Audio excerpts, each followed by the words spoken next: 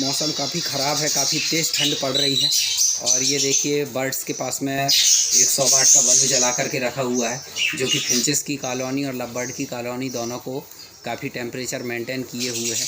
उसके बाद ये बजरीगर देखिए, इनको लग रहा है कि कुछ खाने को देने वाले हैं, इसलिए आकर ये जाली में चिपक रहे हैं। ये देखिए, तो आज सुबह जैसे ही मैं अपनी कॉलोनी के अंदर आया और मैंने सारे बर्ड्स को, जैसे कि रोज़ की आदत है कि एक बार चेक करता हूँ आके कि कहीं किसी को कोई प्रॉब्लम तो नहीं है, और बर्ड्स एकदम हेल्दी रहते हैं। लेकिन अभी मौसम ज़्यादा ख़राब हुआ और ऐसे में मैंने देखा कि 2 बर्ड्स जो हैं नीचे पर फुला करके बैठे हुए थे, बजरीगर थे दोनों मेल हैं। तो उनको तुरंत मैंने एक सेपरेट केज पर सबसे पहले तो अलग किया, उनको कुछ ज़रूरी मेडिसिन दी, और मुझे ज़रूरी काम से ऑफ़िस जाना था तो मैं अपने ऑफ़िस चला गया। अब अभी थोड़ा शाम के वक्त में मैं लौट के आया हूँ, तो एक बार चेक करने के लिए इनके पास में आया। अब देखिए आइए कॉलोनी के बाहर, और कॉलोनी के बाहर मैं आपको ये दिखाता हूँ कि बर्ड्स जो हैं मैंने कहाँ रखे हुए हैं। ये रखे हुए हैं वो बर्ड्स, और ये दोनों मेल हैं। ये देखिए दोनों मेल हैं, बहुत ज़्यादा बीमार नहीं है, लेकिन बीमारी के सिम्टम्स इनमें आ चुके हैं। और ये देखिए इस तरीके से ये थोड़ा लूज़ मोशन भी इनको हो रहा है, मतलब कहीं ना कहीं ये अगर इनको सही समय में ट्रीटमेंट ना मिले तो इनको प्रॉब्लम हो सकती थी। तो मुझे लगा कि हम जब अपने घर में बर्ड्स रखते हैं तो उनको बीमार होने से कैसे बचाया जाए। तो आज का टॉपिक यही है कि बर्ड्स को बीमार होने से कैसे बचाया जाए, और उसके लिए हमें अपने सेटअप में क्या क्या चीज़ें हमेशा रखनी चाहिए अपने पास में।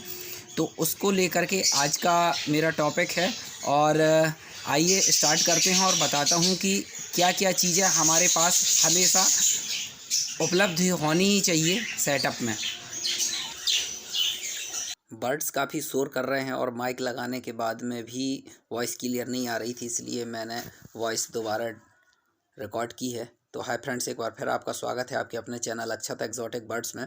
और आज का स्पेशल टॉपिक ये है कि हम ऐसी क्या तैयारियां रखें कि हमारे बर्ड्स बीमार ना हों। और ये मेरे हाथ में आपको दिख रहा होगा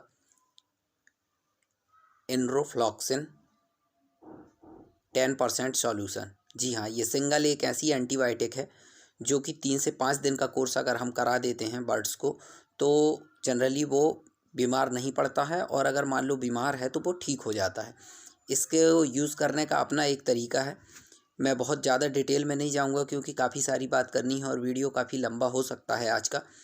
तो चलिए आइए स्टार्ट करते हैं। ये एनरोफ्लॉक्सिन जैसा कि स्क्रीन में मैंने दिखाया 10% सॉल्यूशन है।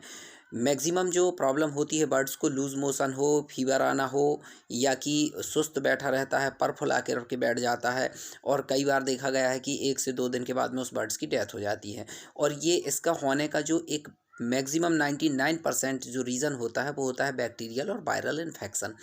बैक्टीरियल वायरल इन्फेक्शन के लिए ये एक सिंगल एंटीबायोटिक एनरोफ्लॉक्सिन 10% सॉल्यूशन अलग अलग कंपनियों में आता है, जिसमें 10% हो उसको आपको यूज़ करना है। ये 1 लीटर की बॉटल मैं हमेशा अपने पास में रखता हूँ, और ये 2 से ढाई साल बाद ही एक्सपायर होती है, तब तक ये आराम से चल जाता है। सेकंड, ये हाथ में आपको दिख रहा होगा, मैं अलग से होम स्क्रीन में दिखाने की कोशिश करूँगा। ये देखिए, ये कैल्शियम के लिए, बिकॉज़ आप बहुत अच्छे से जानते हैं कि बर्ड्स जब ब्रीडिंग टाइम में होता है तो उसको ज़्यादा से ज़्यादा कैल्शियम की ज़रूरत होती है, और ऐसे समय में हमें जो कैल्शियम रिच कैल्शियम डाइट तो देनी ही चाहिए, लेकिन साथ में क्या होता है, कैल्शियम जो है वो सनलाइट से, विटामिन D3 जो है वो सनलाइट से मिलता है। लेकिन ये बर्ड्स जो होते हैं वो इंडोर होते हैं, या इनको प्रॉपर पूरे दिन भर की धूप नहीं मिल पाती है, तो ज़रूरी हो जाता है कि हम कुछ अलग से इनको कैल्शियम सप्लीमेंट प्रोवाइड करें। और उसके लिए ये 1 लीटर की कैल्शियम की बॉटल जो है ये मैं हमेशा अपने पास में रखता हूँ, और मैं आपको वही बता रहा हूँ जो कि मैं करता हूँ और जो मैं पिछले 5-7 सालों से करता आ रहा हूँ। और इससे नो डाउट बर्ड्स जो हैं वो हमेशा फिट रहते हैं, और मुझे अपने सेटअप को मेंटेन करने में ज़्यादा प्रॉब्लम नहीं आती। कभी रात में कोई बर्ड्स बीमार हो गया या कोई प्रॉब्लम हो गई, तो ये चीज़ें मैं हमेशा अपने पास में रखता हूँ।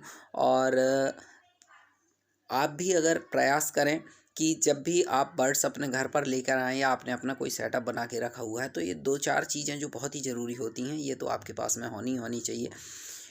कैल्शियम जो आपको देने का तरीका है वो 1 दिन या 2 दिन दे कर के बंद नहीं करना चाहिए। हमें डेली के पानी में जब हम सुबह का पानी रखते हैं तो उसमें हमें कैल्शियम ऐड करके देना चाहिए। कम से कम 10 से 15 दिन तो कंटिन्यू दें, तभी वो उसके बॉडी में सही तरीके से लगेगा। दूसरा, लीवर टॉनिक, जस्ट लाइक हमने इनरोसिन दी है या हमने कोई एंटीबायोटिक का 3 से 5 दिन का कोर्स कराया है, उसके बाद में हमें लीवर टॉनिक जो है वो ज़रूर देनी है। बिकॉज एंटीबायोटिक जो होते हैं वो बर्ड्स को ठीक करने में हेल्प तो करते हैं, लेकिन कहीं ना कहीं लीवर को डाउन करते हैं या लीवर को कमज़ोर करते हैं, जिससे कि डाइजेस्टिव सिस्टम में प्रॉब्लम आती है। मेटाबॉलिज्म रेट जो है बर्ड्स का वो गिर जाता है, और एक अच्छे मेटाबॉलिज्म के लिए लीवर का स्ट्रॉन्ग होना बहुत ज़रूरी होता है। तो ये हिमालय की वेटनरी है, Li52 सभी इसको जानते हैं, ह्यूमन में भी मिलती है।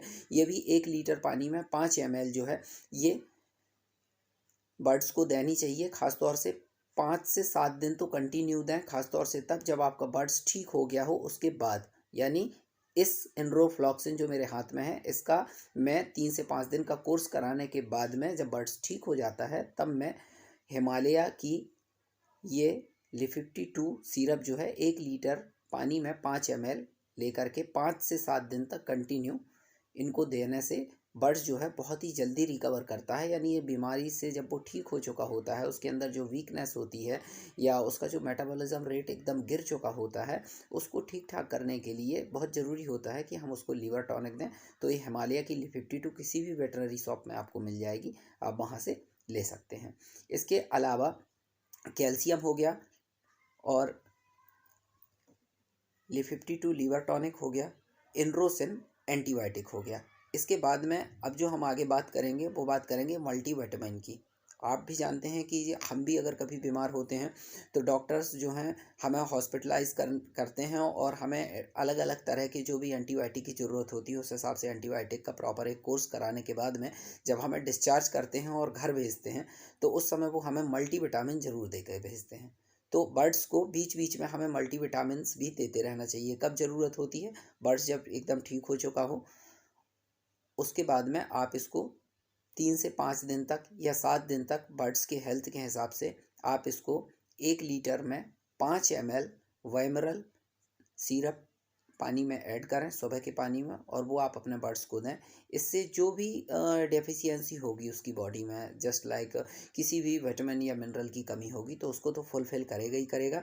साथ में अगर बर्ड्स बीमार नहीं है, ठीक ठाक है, बढ़िया है, लेकिन अगर ब्रीडिंग टाइम चल रहा है तो आप देखेंगे कि 1, 2 या 3 ब्रीडिंग कंटिन्यू लेने के बाद में तीसरी या चौथी ब्रीडिंग में बच्चे जो हैं वो कंडम आने लगते हैं, क्योंकि कहीं ना कहीं कुछ ना कुछ प्रॉब्लम हो जाती है, तब ये काम आता है। अगला, ये एक बहुत छोटी सी बात है, O2 सिरप मैंने आपको स्क्रीन पर दिखाई है। O2 सिरप जो है ये ओफ्लॉक्सिन और मेट्रोनिडाजोल इसमें होता है, जो कि लूज़ मोशन में काफ़ी हेल्प करता है। तो अगर नॉर्मल थोड़े बहुत लूज़ मोशन हो रहे हैं या कुछ इंडाइजेशन के कारण लूज़ मोशन हो रहे हैं, तो मैं हमेशा अपने सेटअप में O2 सिरप यानी मेट्रोनिडाजोल विथ ओफ्लॉक्सिन, ये ह्यूमन है, किसी भी मेडिकल स्टोर में आपको मिल जाएगी।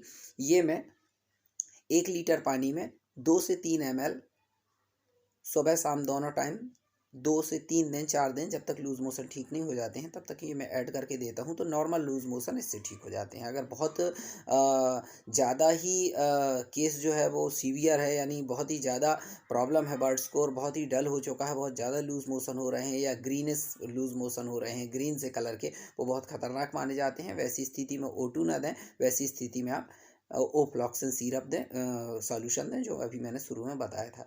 इसके बाद में मैंने एक डीवर्मिंग का वीडियो बनाया हुआ था कि बर्ड्स की डीवर्मिंग बहुत ज़रूरी होती है। तो डीवर्मिंग हमेशा मैं जेंटल से करता हूँ, और ये 10 ml की छोटी सी एक शीशी आती है, और इसको 1 लीटर में 5 ml लेकर के बजरीगर के केस में और लवबर्ड के केस में 1 लीटर में 5 ml ऐड करके सुबह के पानी में लगातार 3 दिन तक मैं ये देता हूँ। क्योंकि बर्ड्स जो है कई बार बहुत अच्छे से खाता पीता है, सब कुछ बहुत बढ़िया रहता है, लेकिन फिर भी आप देखिए कि उसके जो फैदर हैं कहीं प्लकिंग करता है, कहीं उसके फैदर बहुत डल होते हैं, कलर बहुत रफ टाइप का हो जाता है बर्ड्स का, या सुस्त रहता है। इसका मतलब ये होता है कि बर्ड्स के पेट में कीड़े हो गए हैं। जी हाँ, वर्म्स हो गए हैं। बर्ड्स हो जाने से बर्ड्स क्या होता है, जो भी खाता है वो उसके शरीर में नहीं लगता है, और वो हमेशा सुस्त और बहुत ही डल रहता है और उसके बीमार होने के चांसेस बहुत ज़्यादा बढ़ जाते हैं। डॉक्टर भी जो होते हैं वो हमेशा यही कहते हैं कि आपने लास्ट टाइम डीवर्मिंग कब कराई थी। मैं अपने डॉक्टर को जब भी कॉल करता हूँ या कोई भी प्रॉब्लम होती है बर्ड्स को, तो उनका क्वेश्चन ये होता है कि लास्ट टाइम डीवर्मिंग कब कराई थी।